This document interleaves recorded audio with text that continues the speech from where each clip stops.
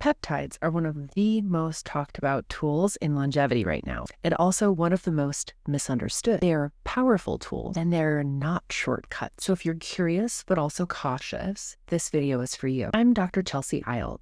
Welcome to Inevitable Wealth, where we talk about longevity in a way that preserves your energy, your agency, and your quality of life. Let's slow this conversation down and do it right. It makes complete sense that people are drawn to peptides. They promise precision, repair, regeneration. Compared to throwing supplements at the wall, peptides feel smart. And curiosity here isn't reckless, it's intelligent. Where people get into trouble is treating all peptides as the same.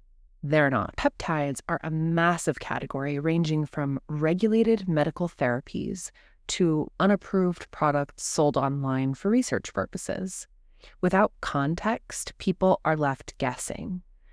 And guessing is expensive, financially, biologically, and emotionally. So I sort peptides into 3 categories. This alone changes everything. Category 1, clinically grounded. Category 1 includes peptide-based therapies with real human data and established clinical oversight. For example, GLP-1 and incretin therapies or tesamorelin fall into this category. These aren't longevity hacks. They're medical tools with specific indications, boundaries, and trade-offs, and they tend to work best when the foundations are already in place. Category 2, promising but context dependent. Category 2 is where the science is really interesting and nuance matters the most. Here you'll hear about peptides like thymosin alpha-1 or certain growth hormone signaling peptides or even newer mitochondrial signaling peptides. In the right context, these can be supported. In the wrong context, they can add noise instead of clarity. And then there's category 3, overhyped or premature.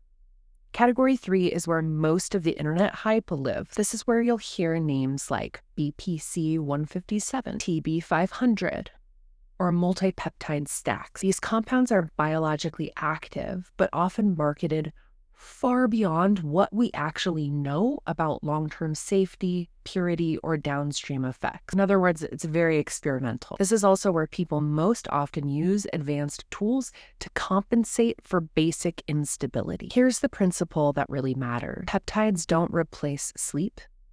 They don't replace minerals. They don't replace hormones, nutrition, nervous system regulation, all of the basics that allow your body to function optimally.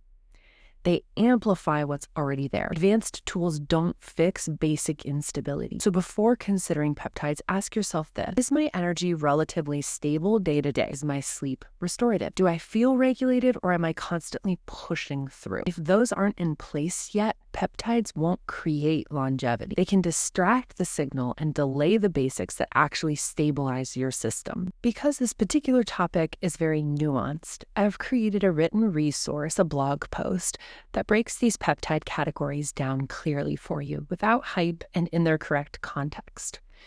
You'll find that link below if you want something you can revisit or share. And if you're watching this because you're trying to decide whether advanced tools even make sense for your body, that's exactly what my precision health mapping session is for. It's a private 60-minute one-on-one session where we look at your health history, your current capacity, and when appropriate, objective data lab testing that you've done recently, so you're not guessing or copying someone else's protocol. There's an application link below. If I find that it's a good fit for us to meet, you'll be invited to schedule. If not, I'll still offer clarity by pointing you in the right direction. Simple as that. If this video helped you to think more clearly about longevity, let me know in the comments. And if you want more conversations like this, grounded in strategy, science-backed, and human, please subscribe. This channel is here for people who want to age well without outsourcing their authority.